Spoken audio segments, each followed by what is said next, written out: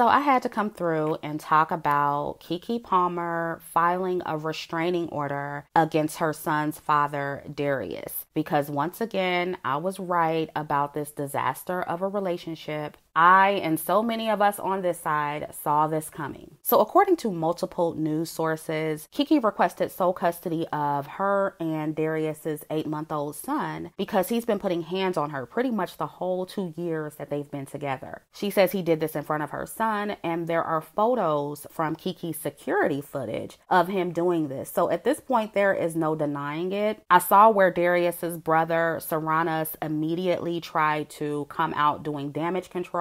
He appeared to try to defend Darius, but soon after that is when the photos from the security footage were released. And before that, Keke's mother also came out confirming that Darius has been abusing Keke for over a year. So they both got exposed. And again, I am not surprised by any of this. I did a video about Keke and Darius a few months ago after Darius had a public meltdown when he saw Usher serenading Keke at his concert. And I told y'all in that video that men who act like Darius tend to be mentally or physically abusive. And it wasn't just me. So many other Black women recognized that he was very insecure, jealous, controlling, and abusive. And Black men in their pick-me said that he was just a traditional man who wanted a traditional woman to behave and dress like a traditional wife, even though he didn't marry Keke before getting her pregnant like an actual traditional man would. But y'all said that Keke and Black women in general were for the streets because we didn't know how to be traditional wives and mothers. Y'all said that we are just like Keke and we run off all these perfect traditional men like Darius. Meanwhile, the whole time he's been putting hands on her in front of their son. And I guarantee the same men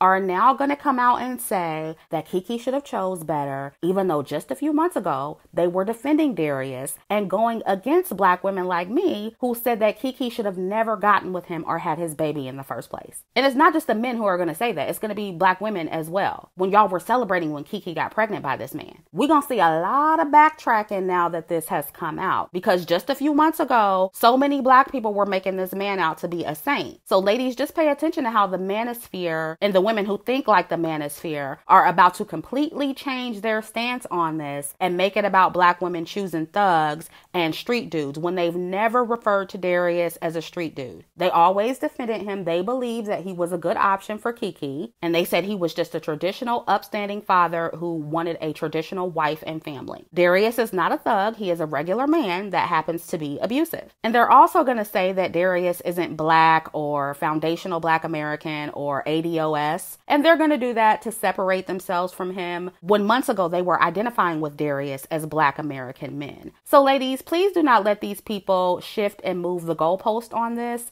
Hold them accountable for what they said a few months ago. To see my exclusive content, visit Chrissy VIP at ChrissyOnline.com and be sure to join the mailing list for updates on future videos. The links are in the description box. Please like, share, and subscribe, and thanks for watching. And ladies, this is why I keep telling you that you cannot listen to 99% of the advice given by the manosphere and their pick-me's online. They are literally feeding you to men like Darius. They are conditioning you to tolerate abuse from men, and especially Black men. And the men who are defending Darius and cosplaying as quote-unquote good Black men, they are just like him, ladies. The level of abuse may vary and look different depending on the man, but they are the same kind of men, and you cannot tell me otherwise. And I'll say it again, Darius was never a traditional man. Keke's dress is not what made Darius upset, because he himself had already been showing her behind on his social media. The issue is that when a man feels financially inferior and inadequate compared to the woman he's with, he will usually at some point attempt to assert his dominance and authority over her, and that could result in mental or physical abuse. And this is not to say that Darius is broke. He is not broke, and he isn't only abusive because he makes less money. I think he would be inclined to abuse either way. But the point here is that whether a man is abusive or not in a hypogamous union, he will likely always be insecure and resentful. And if he's abusive, that insecurity and jealousy will show up through physical and or mental abuse. And that is exactly what's been happening in this relationship the entire time. And they were both pretending that it wasn't happening. Because if you remember, Keke was really trying hard to sell us this idea that she had chosen a man with great character. She came out with this whole speech on Instagram that was basically directed to Black women. And she was telling Black women to choose a man based on his character and not his money. And she was being abused the entire time.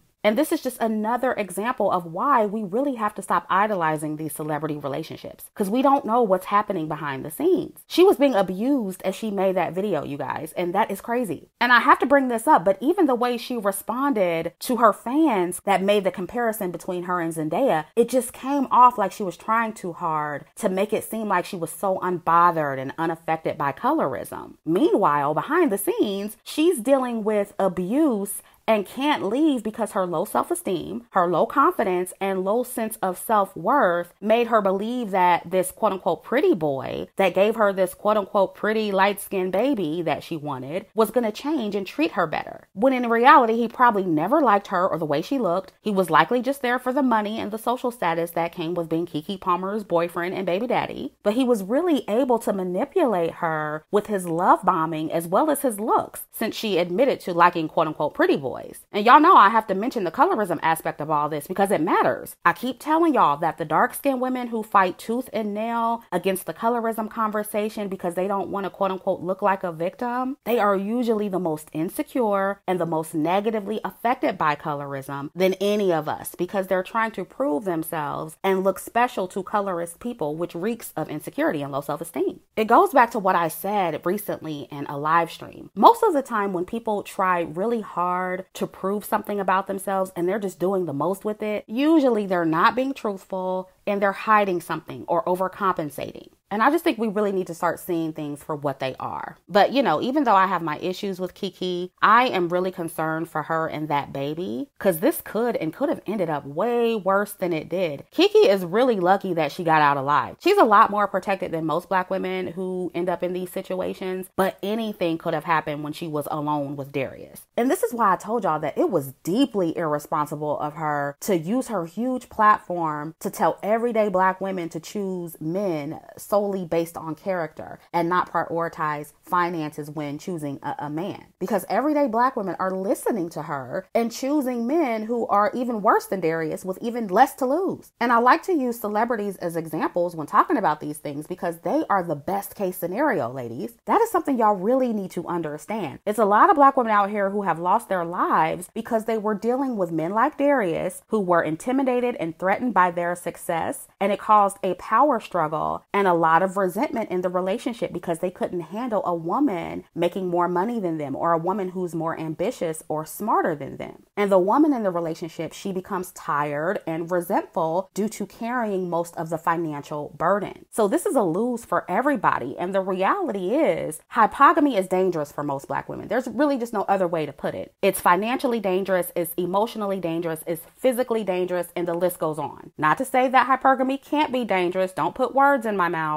But it's clear that women who date and marry down are suffering the most. When are we just going to be honest about that, y'all? Look at all that Keke had to endure, even with the resources she has. This is just another example of why you cannot listen to 99% of these Black celebrities giving out dating advice to Black women. Not Tyler Perry, not Iyanla Van Zant, not Keke Palmer, because they're out of touch. Now, Steve Harvey, of all people, did try to tell Keke that she was dating men who weren't on her level, so I'll give him some credit. Steve does have his own issues, but at the very least, he does encourage Black women to be hypergamous. So that's good. But most of these Black celebrities are giving Black women horrible and very dangerous dating advice. And Black people are in general. They are literally trying to scare us out of hypergamy because that's supposedly the most dangerous relationship dynamic. Yet these women are still ending up in dangerous situations. We can see that the dating advice they give is not working. We have decades of evidence at this point. So ladies, how many more examples do you need? And look, should the men change and check their egos and stop being abusive and intimidated by successful women? Of course. But I don't operate and make dating decisions based on how men should be. I operate based on how men are. And a man's finances matters in the patriarchal society that we live in, that men created. And the system is not going anywhere anytime soon because men like patriarchy, even when they're broke and it doesn't benefit them. But that is on them. Men made the rules, so now they got to deal with the consequences. It is most beneficial in the system of patriarchy for women to deal with men who are their financial equal or above. And until that is no longer the case, I will encourage Black women to be hypergamous, and I don't care who feels a way about it. And I'll repeat what I said in other videos. A man does not have to be rich for you to be hypergamous. The point is that you should date, marry, and have children with a man who at the very least has as much to lose as you do. And for the everyday woman, that should not be hard to find. Now, because I know people are going to twist my words, I will say that no, if you date or marry down, the man will not always be abusive. I will say again for the millionth time that high-earning men are also abusive. Men like Darius obviously come in all tax brackets. I don't know how many times I have to say the same thing. But I noticed that in these Black woman hypergamy conversations, especially, there's a hyper focus on all of the dangers that come with dating up or marrying up. When are these same people that are so concerned going to talk about the dangers of Black women dating and marrying down? Because statistically, that danger is more common. So where are y'all at? And something else Black women need to understand is that you cannot control a man. I don't care how much money you make, and you certainly can't overpower a man. And what happens a lot of times is that Black women and women in general will date or marry down so they can have more freedom or they can have more control in their relationship. And business women like Keke especially, they want to be the main character in the relationship. They don't want to have to sacrifice any of their lifestyle or desires for a man. They don't want to have to compromise with a man like that. And they don't want the man to be the main character. And in hypergamous relationships where the man makes more money, especially a significant amount, he's often the main character. And I get the feeling that Keke didn't want to date a man on her level or above because she would have to share the spotlight and she would have to compromise. She wouldn't be the only party in the relationship with the control or the perceived control. Because again, you cannot control what a man does. I don't care if you make more money than him. And even if you do get to be the main character in the relationship, you will eventually get burned out and overwhelmed in that role over time. Hypogamy may work for a little while, but eventually one or both parties are going to become resentful. And again, I'm not saying this applies to every Black woman who dates and marries down, but it appears to be a common theme for most. I think the successful women who are truly happy and satisfied with broke men or with men who make much less than they do are in the minority. Because as we can see, having to deal with that lopsided relationship dynamic is dangerous, it's exhausting, and it can cost a woman a lot. You still have to vet a man on other qualities, even if he does have money. And obviously, hypergamous relationships can end as well. They're not all perfect. But if you're going to have relationship problems either way, you might as well get the most from it as possible by dating someone who's on your level or above. That should be the base level requirement to avoid having to carry most of the weight, since you already have to deal with all the shit that comes with dating men. Not to mention risking your life and tearing up your body having children. Then being the primary caretaker of those children, which we know that women usually are, whether they're partnered or not. There have been studies done on that. If you have children, ladies, there's no such thing as 50-50 relationships, even if you're both going half on the bills. Because women usually care the most for the kids. They cook the most, they clean the house the most, not to mention the extra emotional labor that women usually have to put into the relationship. So if you're going to be doing all of that, it makes no sense to also burden yourself further with being the primary breadwinner. It's just more work, more headache, and more resentment from both parties. And for the ladies who constantly like to argue with me and other hypergamy girlies about hypogamous relationship dynamics, I don't know how many more examples you need of why hypogamy is not beneficial to Black women. There have been studies telling you that Black women marrying and having kids with low value men is holding us back. You know that Black women have the highest divorce rate. You know that Black women are the largest single mother demographic. And most of those single mothers are not co-parenting. They are doing it alone. We have countless celebrity Black women with failed hypogamous relationships. Whether the man is abusive or not, the women almost always regret the relationship afterward and they leave with way less than they came with. So no, your hypogamous advice is not working. Dating a man who can only pay the light bill isn't working for Black women, Tyler Perry. It's time for Black women to do something else. And look, I understand that the girls like to avoid hypergamy because in a patriarchal society, the men already have more power. So adding money to that definitely makes a woman more vulnerable in the event he misuses the power that he has. I completely understand the safety concerns. And I certainly think that women should always have their own money and an escape plan just in case. We should always be prepared for the worst case scenario. But if you are statistically being harmed and unalived by broke men the most, and you're still willing to take a chance stance on them, I can't take you seriously. If safety is your concern, then you shouldn't date men at all. And I have more respect for the women who say fuck men altogether than women who pretend that all high earning men are the boogeyman and broke or low earning men are safer and better to be with. They're not, and it's because they have less to lose. And the last thing I want to say is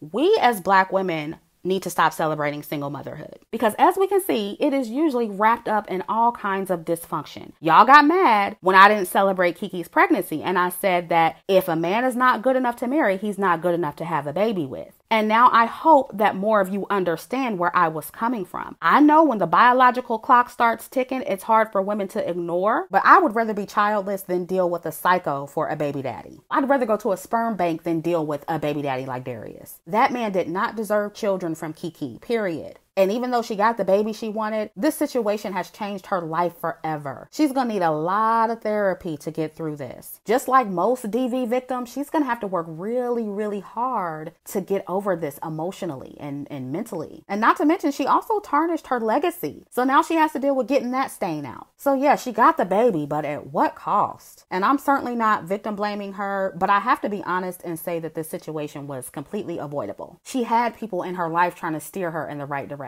and she didn't listen. But you know, we've all chosen the wrong man at some point. We all make mistakes. So I just hope that Keke has learned her lesson. So that is all I have to say about this. Let me know what you think down in the comments, and I'll catch up with you in the next video.